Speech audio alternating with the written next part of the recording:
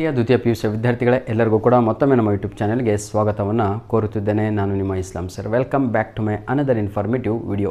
ಪ್ರತಿಯೊಬ್ಬರಿಗೂ ಕೂಡ 28ನೇ ತಾರೀಕು ಅಂದರೆ ಇದೇ ಸ್ಯಾಟರ್ಡೆ ಅಂದರೆ ಇದೇ ಶನಿವಾರ ಆರ್ಟ್ಸು, ಸೈನ್ಸು, ಕಾಮರ್ಸ್ ಎಲ್ಲರಿಗೂ ಕೂಡ ಕನ್ನಡ ಎಕ್ಸಾಮ್ ಇದೆ. ಆ ಕನ್ನಡ ಎಕ್ಸಾಮಿಗಾಗಿ ಸ್ವಲ್ಪ ತಪ್ಪು ಏನಂತೀರ ತಾವುಗಳು ತಿಳ್ಕೊಂಬಿಟ್ಟಿದ್ದೀರಾ, ಅದನ್ನು ಕ್ಲಾರಿಫೈ ಮಾಡಿ ಕೊಡ್ತೇನೆ. ಈ ವಿಡಿಯೋನ ಸಂಪೂರ್ಣವಾಗಿ ನೋಡಿದರೆ ಬಹಳ ಒಳ್ಳೆಯದಾಗುತ್ತೆ. ಯಾಕಂದರೆ ತಪ್ಪಾಗಿ ಓದ್ಕೊಂಡೋದ್ರೆ ಎಕ್ಸಾಮಲ್ಲಿ ಏನು ಸಿಗುತ್ತೆ ಸರ್, ಔಟ್ಪುಟ್ಟು ನೆಗೆಟಿವ್ ಆಗೇ ಇರುತ್ತೆ. ಹಾಗಾಗಿ ನನ್ನ ಪ್ರೀತಿಯ ವಿದ್ಯಾರ್ಥಿಗಳೇ ಪಾಸಿಟಿವ್ ಆಗಿರಿ, ಪ್ರತಿಯೊಬ್ಬರು ಎಕ್ಸಾಮ್ ಚೆನ್ನಾಗಾಗತ್ತೆ. ಬ್ಲೂ ಪ್ರಿಂಟ್ ಪ್ರಕಾರವೇ 100% ನಿಮ್ಮ ಕ್ವಶನ್ ಪೇಪರ್ ಬರುತ್ತೆ. ಇಂಪಾರ್ಟೆಂಟ್ ಕ್ವಶನ್ಸ್ಗಳು ಎಲ್ಲಿಂದ ಹೇಗೆ ಬರ್ತವೆ ಎಲ್ಲದೂ ಕೂಡ ಇದೇ ಒಂದು ವಿಡಿಯೋದಲ್ಲಿ ನಾನು ರಿವೀಲ್ ಮಾಡ್ತಾ ಇದ್ದೇನೆ. ಸ್ವಲ್ಪ ಸಮಯ ಕೊಡಿ. ಹಾಗಿದ್ರೆ ನಿಮ್ಮ ಬ್ಲೂ ಪ್ರಿಂಟು ಬೋರ್ಡ್ ಮೇಲೆ ಬರೆದಿದ್ದೇನೆ. ಇದು ನಿಮ್ಮ ಕ್ವಶನ್ ಪೇಪರ್ ಪ್ಯಾಟ್ರನ್ ಆಗಿರುತ್ತೆ, ಕ್ವಶನ್ ಪೇಪರ್ ಬ್ಲೂ ಪ್ರಿಂಟ್ ಕೂಡ ಆಗಿರುತ್ತೆ. ಸಂಪೂರ್ಣವಾಗಿ ನಾನು ತೋರಿಸ್ತಾ ಹೋಗ್ತೇನೆ. ಬ್ಲೂ ಪ್ರಿಂಟ್ ಅಂದರೆ ಚಾಪ್ಟರ್ ವೈಸ್ ವೇಟೇಜ್ ಎಷ್ಟು ಅಂತ, ಕ್ವಶನ್ ಪೇಪರ್ ಪ್ಯಾಟ್ರನ್ ಅಂದರೆ ಕ್ವಶನ್ ಪೇಪರ್ ಭಾಗಗಳಲ್ಲಿ ಭಾಗ ಅಂದರೆ part A, part B, part C, part D ಏನೆಲ್ಲ ಇದೆ ಅಂತ ಸಂಪೂರ್ಣವಾಗಿ ಈಗ ನೋಡಿಕೊಂಡು ಸರಿಯಾಗಿ ತಿಳ್ಕೊಳ್ಳೋಣ. ಯಾಕೆಂದರೆ ಬಹಳ ಜನ ವಿದ್ಯಾರ್ಥಿಗಳು ಬ್ಲೂ ಪ್ರಿಂಟ್ ಅಂದು ಡೌನ್ಲೋಡ್ ಮಾಡ್ಕೊಂಡಿದ್ದೀರಾ, ಬ್ಲೂ ಪ್ರಿಂಟ್ ಏನು ಅನ್ನೋದು ಗೊತ್ತಾಗಿಲ್ಲ. ನೋಡಿ, ಆ ಬ್ಲೂ ಪ್ರಿಂಟಲ್ಲಿ ಏನಿದೆ ಅಂದರೆ ಪೋಯಮ್ 43 ಮಾರ್ಕ್ಸಿಗಿದೆ ಅಂತ ಇದೆ. ಇದು ನಿಜಾನಾ ಅಂತ. 43 ಮಾರ್ಕ್ಸಿಗೆ ಪೋಯಮ್ ಇದ್ದರೆ ಅದೇ ಬ್ಲೂ ಪ್ರಿಂಟ್ ಹೇಳುತ್ತೆ ಪ್ರೋಸು 32 ಮಾರ್ಕ್ಸಿಗಿದೆ ಅಂತ. ಅದು ನಿಜಾನಾ ಅಂತ. ಲಾಂಗ್ ಪ್ರೋಸ್ ಅಂತ ಇದೆ. ಲಾಂಗ್ ಪ್ರೋಸ್ ಅಂತ ಹೇಳಿದರೆ ನೋಡಿ, ಪೋಯಮ್ ಅಂದರೆ ಪದ್ಯಗಳು, ಪ್ರೋಸ್ ಅಂದರೆ ಗದ್ಯಗಳು ಹಾಗೂ ಪಾಠಗಳು ಅಂತ. ಲಾಂಗ್ ಪ್ರೋಸ್ ಅಂತ ಹೇಳಿದರೆ ದೀರ್ಘ ಗದ್ಯ, ಅದು 25 ಮಾರ್ಕ್ಸಿಗಿದೆ ಅಂತ ಇದೆ. ನೆಕ್ಸ್ಟು ಗ್ರಾಮರು 20 ಮಾರ್ಕ್ಸಿಗಿದೆ ಅಂತ ಇದೆ. ಇದಿಷ್ಟು ನಾವು ಟೋಟಲ್ ಮಾಡಿದರೆ ನೋಡಿ, ಈಗ 40, 70, 90, 110, 5 ಅಲ್ಲಿಗೆ ಎಷ್ಟಾಯಿತು ಟೋಟಲಾಗಿ 43 ಎಷ್ಟಾಯಿತು 70, 75, 80, 120. ಹಾಗಿದ್ರೆ ನೀವು ಕ್ವಶನ್ ಪೇಪರ್ ಬರೀತಾ ಇರೋದೆಷ್ಟು 100 ಮಾರ್ಕ್ಸಿಗೆ. 100 ಮಾರ್ಕ್ಸಿಗೆ ಕ್ವಶನ್ ಪೇಪರ್ ಬರೀತಾ ಇದ್ದೀರಿ ಅಂದರೆ ಇದರಲ್ಲೆಲ್ಲ ರೆಡ್ಯೂಸ್ ಆಗುತ್ತೆ ಅಂತ ಅರ್ಥ. ಯಾಕಂದರೆ ನೋಡಿ 40 ಮಾರ್ಕ್ಸು ಎಕ್ಸ್ಟ್ರಾ ಇದೆ. ಇದು ನೋಡಿ ವಿದ್ಯಾರ್ಥಿಗಳೇ, 80 ಮಾರ್ಕ್ಸಿಗೆ ಕ್ವಶನ್ ಪೇಪರು ಆ್ಯನ್ಯುವಲ್ ಎಕ್ಸಾಮಲ್ಲಿ 100 ಅಂತ ಬರುತ್ತೆ. ಇವೆಲ್ಲರಿಗೂ ಕೂಡ ಗೊತ್ತು, ಮಿಕ್ಸ್ ಆಗಿ, ಹೌದಲ್ವಾ? ಹಾಗಿದ್ರೆ 120 ಮಾರ್ಕ್ಸು ಇದು ಕೊಡ್ತಾ ಇದೆ. ಇದರ ಅರ್ಥವೇನು ಅಂತ ಹೇಳಿದರೆ 40 ಮಾರ್ಕ್ಸ್ ಎಕ್ಸಾಮಲ್ಲಿ ನಿಮಗೆ ಅಲ್ಲಿ ಇರಲ್ಲ ಅಂತ. ಅವೆಲ್ಲ ಎಕ್ಸ್ಟ್ರಾ ಕ್ವಶನ್ಸ್ ಆಗಿರುತ್ತೆ. ಇನ್ನೂ ಅರ್ಥ ಆಗಲಿಲ್ವಾ? ಭಾಳ ಸಿಂಪಲಾಗಿ ಹೇಳ್ತೀನಿ ಕೇಳಿ. ಬರೀ ನಾನು ಪದ್ಯಗಳು ಓದ್ಕೊಂಡು ಹೋಗ್ತೀನಿ ಸರ್. ಎಷ್ಟು ಪದ್ಯಗಳಿದ್ದಾವೆ? Total 12 poems are there. ಬರೀ 12 ಪದ್ಯಗಳು ಓದ್ಕೊಂಡು ಹೋಗ್ತೀನಿ ಸರ್, 43 ಮಾರ್ಕ್ಸ್ ನಾನು ತೆಗಿತೀನಿ ಅಂದರೆ ನಿಮ್ಮಷ್ಟು ಮೂರ್ಖರು ಯಾರೂ ಅಲ್ಲ. ಯಾಕೆ ಅಂತ ಹೇಳಿದರೆ ಈಗ ವಿಡಿಯೋ ನೋಡಿ ಗೊತ್ತಾಗುತ್ತೆ. ಬರೀ ಪದ್ಯಗಳನ್ನು ಓದ್ಕೊಂಡು if you are thoroughly prepared with only poems ಎಷ್ಟು ಮಾರ್ಕ್ಸ್ ಬರುತ್ತೆ ಅಂತ. ಪೋಯಮ್ಸ್ ಅಂದರೆ ಪದ್ಯಗಳು. ಹಾಗಿದ್ರೆ ಇದು ನಿಮ್ಮ part A, part B, part C, part D ಇದೆಲ್ಲ ಏನು ಹೇಳುತ್ತೆ ನಿಮ್ಮ ಕ್ವಶನ್ ಪೇಪರ್ ಪ್ಯಾಟ್ರನ್ ಅಂದರೆ, ತಮ್ಮ ಪಾರ್ಟ್ ಎ ನೀನು ಕರೆಕ್ಟಾಗಿ ರೆಡಿ ಇದೆಯಾ ಅಂದರೆ 1 ಅಂಕದ ಪ್ರಶ್ನೆಗಳು 20 ಮಾರ್ಕ್ಸ್ ಬರಿಬೋದು, ಯಾವುದೇ ಎಕ್ಸ್ಟ್ರಾ ಕ್ವಶನ್ಸ್ ಇಲ್ಲ. ಹಾಗಿದ್ರೆ ಪಾರ್ಟ್ ಎ ಕರೆಕ್ಟಾಗಿ ಇದೆ, ಏನು ಎಕ್ಸ್ಟ್ರಾ ಇಲ್ಲ. ಆದರೆ ಪಾರ್ಟ್ ಬಿನಲ್ಲಿ ಏನಿದೆ ಅಂದರೆ ಇದನ್ನು ಶಾರ್ಟ್ ಆನ್ಸರ್ಸ್ ಅಂತ ಕರಿತೀವಿ. 2 ಅಂಕದ ಪ್ರಶ್ನೆಗಳು ಬರ್ತವೆ. ಈ 2 ಅಂಕದ ಪ್ರಶ್ನೆಗಳನ್ನು 3 ಭಾಗಗಳಾಗಿ ಮಾಡಿದ್ದಾರೆ. ಒಂದು ಪದ್ಯ ಭಾಗದ ಪ್ರಶ್ನೆಗಳು, ಒಂದು ಗದ್ಯ ಭಾಗದ ಪ್ರಶ್ನೆಗಳು ಹಾಗೂ ಒಂದು ದೀರ್ಘ ಗದ್ಯ ಭಾಗದ ಪ್ರಶ್ನೆಗಳು. ಪದ್ಯ ಭಾಗದಲ್ಲಿ ಈಗ ಎಷ್ಟಿದೆ ಅಂತ ನೋಡೋಣ. ಕರೆಕ್ಟಾಗಿ ನೋಡಿ, ಪದ್ಯ ಭಾಗದಲ್ಲಿ ಎಷ್ಟಿದೆ ಮಕ್ಕಳೇ? 2 ಅಂಕದ 3 ಪ್ರಶ್ನೆಗಳನ್ನು ಬರೀಬೇಕು ತಾವುಗಳು. ಹಾಗಿದ್ರೆ 6 ಮಾರ್ಕ್ಸ್ ಬಂತು. ಪದ್ಯಗಳು ಓದುವವರಿಗೆ ಹೇಳ್ತಾ ಇರೋದು. ಬರೀ ನಾನು ಪೋಯಮ್ ಓದ್ದೆ ಅಷ್ಟೇ ಹೋಗ್ತೀನಿ ಸರ್ ಅಂದವರಿಗೆ ಆಯಿತಾ, 12 ಪೋಯಮ್ ಓದ್ಕೊಂಡು ಹೋದರೂ ಎಷ್ಟು ಮಾರ್ಕ್ಸ್ ಬರುತ್ತೆ ಅಂತ ಹೇಳ್ತೀನಿ. ನೆಕ್ಸ್ಟು ಸಂದರ್ಭದೊಡನೆ ವಿವರಿಸಿ ಅಂತ ಬರುತ್ತೆ. ಅಲ್ಲೂ ಕೂಡ ನೀವು ಅದು 3 ಅಂಕದ ಒಂದು ಪ್ರಶ್ನೆ ಆಗಿರುತ್ತೆ. 2 ಕ್ವಶನ್ಸ್ಗಳನ್ನು ಅಟೆಂಡ್ ಮಾಡಬೇಕು. ಅಲ್ಲಿ ನಿಮಗೆ ಎಷ್ಟು ಮಾರ್ಕ್ಸ್ ಬಂತು ಸರ್? 2 3 6 ಅಂತ ಬಂತು. 3 2 6 ಅಂತ. ಇಲ್ಲೂ ಕೂಡ ಅಷ್ಟೇ ಲಾಂಗ್ ಆನ್ಸರ್ಸ್ ಪಾರ್ಟ್ ಡಿನಲ್ಲಿ ತಾವುಗಳು ಪದ್ಯ ಭಾಗದಿಂದ ಯಾವುದಾದ್ರೂ 2 ಪ್ರಶ್ನೆಗಳನ್ನು ಬರೀಬೇಕು. ಪ್ರತಿಯೊಂದು ಪ್ರಶ್ನೆಗೆ ಲಾಂಗ್ ಆನ್ಸರ್ಸು 4 ಅಂಕಗಳು ಇದ್ದಾವೆ. ಹಾಗಿದ್ರೆ ಈ ಬಾಕ್ಸ್ ಹಾಕಿರುವಂಥದ್ದು ಎಲ್ಲದೂ ಕೂಡ ಪದ್ಯ ಭಾಗ ಆಯಿತು. ಕ್ಲಿಯರ್? ಅರ್ಥ ಆಯಿತು ಅನಿಸುತ್ತೆ. ಹಾಗಿದ್ರೆ ಪದ್ಯ ಭಾಗದ್ದು ಟೋಟಲ್ ಮಾಡೋಣ. ಈಗ ನಾವು 8 6 + 6 ಎಷ್ಟಾಯಿತು? 20 ಅಂಕಗಳು ಆಯಿತು. ಎಷ್ಟಾಯ್ತು ರೀ? 20. ಇನ್ನೊಂದು ಸಲ ನೋಡಿ, 6 6 12 + 8 20 ಅಂಕಗಳು ಆಯಿತು. ಪ್ಲಸ್ಸು ಈ ಪಾರ್ಟ್ ಎನಲ್ಲಿ ನಿಮಗೆಲ್ಲರಿಗೂ ಕೂಡ ಪ್ರೀತಿಯ ವಿದ್ಯಾರ್ಥಿಗಳೇ ಎಷ್ಟು ಮಾರ್ಕ್ಸ್ ಬರುತ್ತೆ ಅಂದರೆ 10 ಮಾರ್ಕ್ಸ್ ಬರುತ್ತೆ. ಅಲ್ಲಿಗೆ ಟೋಟಲ್ಲು 30 ಮಾರ್ಕ್ಸು ಪೋಯಮಿಂದ ಮಾತ್ರ ಬರುವಂಥದ್ದು ಎಕ್ಸಾಮಲ್ಲಿ. ನೀವು ಫುಲ್ಲು ಕ್ವಶನ್ ಪೇಪರಲ್ಲಿ ಎಲ್ಲೆಲ್ಲಿ ಪೋಯಮ್ ಇದೆಯೋ ಎಲ್ಲದೂ ಕೂಡ ಪ್ರಶ್ನೆಗಳನ್ನು ಅಟೆಂಡ್ ಮಾಡಿದರೆ ಆ್ಯನ್ಯುವಲ್ ಎಕ್ಸಾಮಲ್ಲಿ ಬರೀ ಪೋಯಮ್ ಕಲ್ಕೊಂಡು ಹೋಗಿ ಬರೆದವರಿಗೆ ಕೇವಲ ಬರುವಂಥದ್ದು 30 ಮಾರ್ಕ್ಸು. ಇದು ನೆನಪಿರಲಿ, ಇದು ಒರಿಜಿನಲ್. ಇದು ಒರಿಜಿನಲ್ಲು. 43 ಮಾರ್ಕ್ಸ್ ಅಲ್ಲ. 43 ಮಾರ್ಕ್ಸು ಅಲ್ಲಿ ಕೊಟ್ಟಿರುವಂಥದ್ದು ಅದೇನು ಅಂತ ಹೇಳಿದರೆ ಬ್ಲೂ ಪ್ರಿಂಟಲ್ಲಿ ಎಕ್ಸ್ಟ್ರಾ ಕ್ವಶನ್ಸ್ಗಳು ಎಲ್ಲದೂ ಸೇರಿ 43 ಮಾರ್ಕ್ಸ್ ಇರುತ್ತೆ ಅಂತ. ಆದರೆ ನೀವು ಬರೆದ್ರೆ ಎಕ್ಸಾಮಲ್ಲಿ ನಿಮಗೆ ಸಿಗುವಂಥದ್ದು ಕೇವಲ 30 ಅಂಕಗಳು ಪದ್ಯವನ್ನು ಓದಿದರೆ.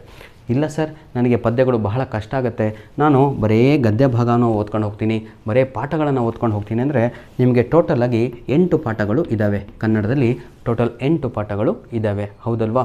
ಆ 8 ಪಾಠಗಳನ್ನು ಓದಿದರೆ 32 ಮಾರ್ಕ್ಸ್ ಬರುತ್ತೆ ಅಂತ ಇದೆ. ಆ 32 ಮಾರ್ಕ್ಸು ಹೇಗೆ ಬರುತ್ತೆ ಅಂತ ಹೇಳಿದರೆ ಟೋಟಲ್ ಪೇಪರಲ್ಲಿ ಎಕ್ಸ್ಟ್ರಾ ಕ್ವಶನ್ಸ್ ಸೇರಿ 32 ಇದೆ. ಹಾಗಿದ್ದರೆ ಕರೆಕ್ಟಾಗಿ ಎಕ್ಸಾಮಲ್ಲಿ ಬರೀ ಗದ್ಯಗಳನ್ನು ಓದೋದ್ರಿಂದ ಎಷ್ಟು ಮಾರ್ಕ್ಸ್ ಸಿಗುತ್ತೆ ಅಂತ ನೋಡ್ತಾ ಹೋಗೋಣ. ಈಗ ನೋಡಿ, ಶಾರ್ಟ್ ಆನ್ಸರ್ಸ್ 2 ಕೇಳ್ತಾನೆ. ಶಾರ್ಟ್ ಆನ್ಸರ್ಸ್ ಅಂದರೆ ಕ್ವಶನ್ ಆನ್ಸರ್ಸು 2 ಅಂಕದ ಪ್ರಶ್ನೆಗಳು, ಕೇವಲ 2 2 2 4 ಆಗಿದೆ. ಲಾಂಗ್ ಆನ್ಸರ್ಸಲ್ಲಿ ಬರೀ ಸಂದರ್ಭದೊಡನೆ ವಿವರಿಸಿ ಒಂದೇ ಒಂದು ಪಾಠದಿಂದ ಬರೋದು, ಅದು ಒಂದೇ ಒಂದು ಬರಿಬೇಕು ತಾವುಗಳು. ಕ್ಲಿಯರ್? ನೆಕ್ಸ್ಟು 4 ಅಂಕದ ಪ್ರಶ್ನೆ ಕೂಡ ಅಷ್ಟೇ ಸರ್, ಲಾಂಗ್ ಆನ್ಸರ್ಸು, ಅದು ಕೂಡ ಒಂದೇ ಬರಿಬೇಕು. ಈಗ ಟೋಟಲ್ ಮಾಡೋಣ ಬನ್ನಿ. 4 7 + 4 11 11 ಅಂಕಗಳು. ಇಮ್ಯಾಜಿನ್ ಯುವರ್ ಸೆಲ್ಫ್, ಬರೀ ಪಾಠಗಳನ್ನು ಓದ್ಕೊಂಡು ನಾನು ಪಾಸ್ ಆಗ್ತೀನಿ ಅಂತ ಹೋದರೆ ಪಾಸ್ ಹೋಗಲ್ಲ ತಮ್ಮ. ಕೇವಲ 11 ಅಂಕಗಳು ಪಾಠದಿಂದ ಈಗ ನಿಮಗೆ ಬಂತು. ಇಲ್ಲೇ ಪ್ರೂಫ್ ತೋರಿಸ್ತಾ ಇದ್ದೀನಿ ನಾನು ನಿಮಗೆ.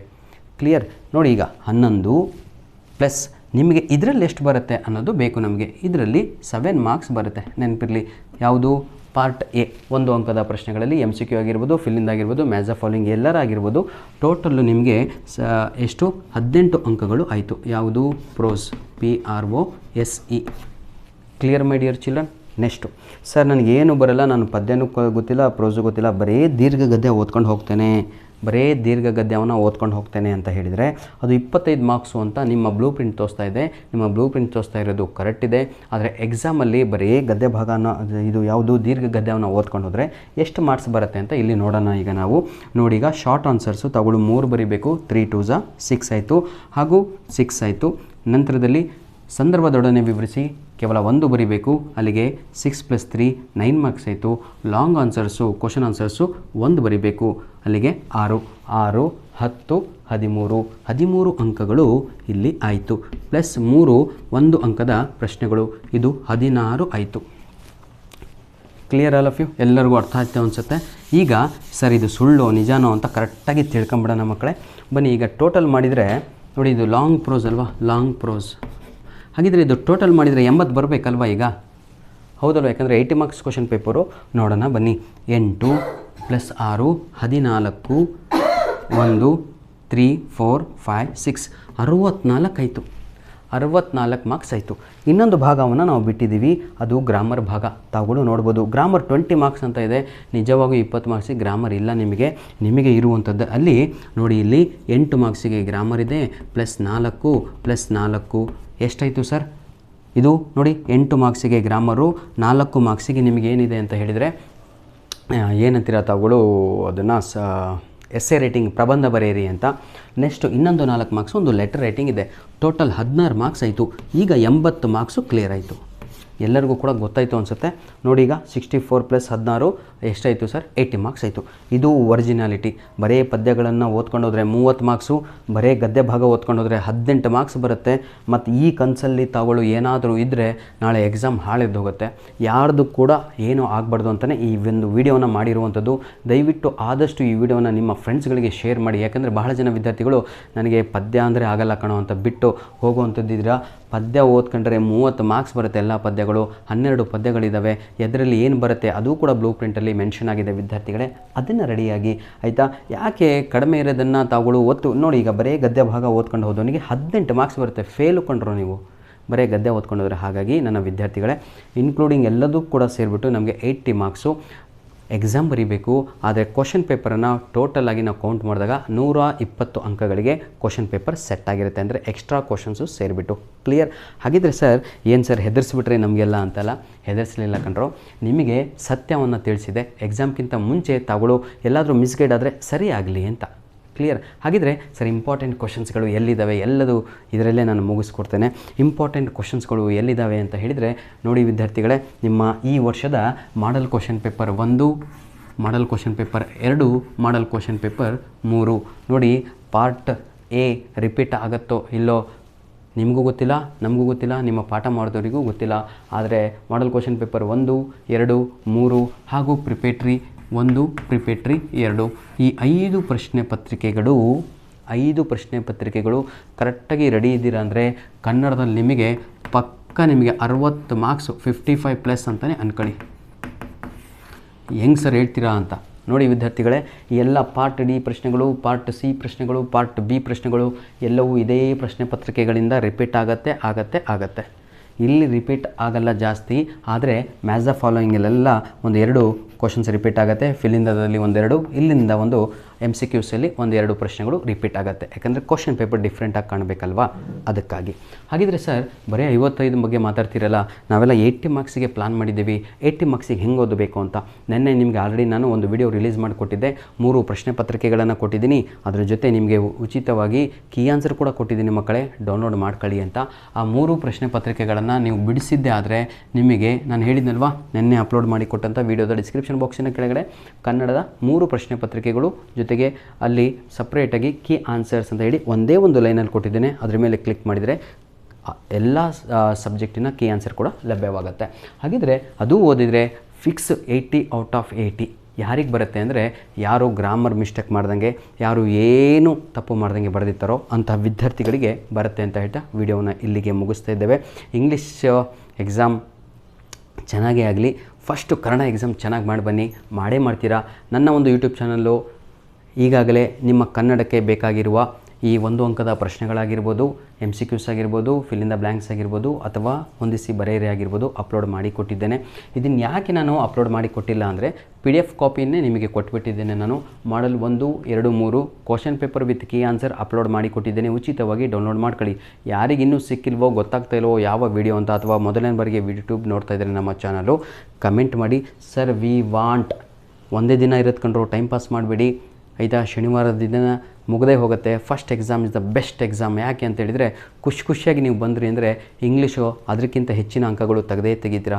ಇಂಗ್ಲೀಷು ಭಾಳ ಚೆನ್ನಾಗಾಯಿತು ಅಂದರೆ ಅಲ್ಲಿಗೆ ಲ್ಯಾಂಗ್ವೇಜ್ ಕತೆ ಮುಗೀತು. ಮುಂದಿನ ಎಲ್ಲ ಪರೀಕ್ಷೆಗಳು ಚೆನ್ನಾಗಿ ಆಗ್ತವೆ ಅಂತ ಹೇಳ್ತಾ ದೇವರು ಸದಾ ನಿಮ್ಮನ್ನು ಸಂತೋಷವಾಗಿಡಲಿ ಹಾಗೂ ಓದಿದ್ದೆಲ್ಲ ನೆನಪಿರಲಿ ಅಂತ ಹೇಳ್ತಾ ವಿಡಿಯೋನ ಇಲ್ಲಿಗೆ ಮುಗಿಸ್ತಾ ಇದ್ದೇನೆ. All the best my dear children.